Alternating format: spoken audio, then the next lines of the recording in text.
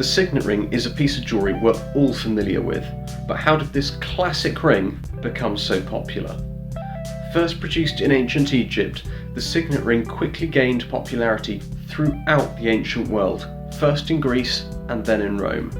It was the Romans who gave us the word signet, coming from the Latin signum, meaning to sign. This is because signet rings were used to sign important documents. Literacy rates in the ancient world were very low, and it was easier to certify the authenticity of a document through a seal rather than a written signature.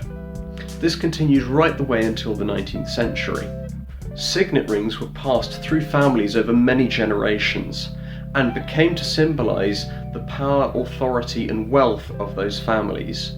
This is because only families in very high society could afford to produce such exquisite pieces of jewellery. By the 19th century, literacy rates had increased and the need for signet rings had fallen away as most people could understand a written signature.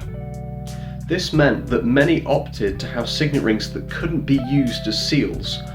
By the 20th century, the signet ring was no longer the preserve of the aristocracy, and many from other parts of society began to wear these rings.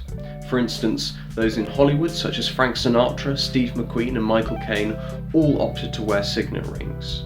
Today, signet rings are used to symbolise many things for the wearer, such as one's family and heritage, to one's own personal success and achievements.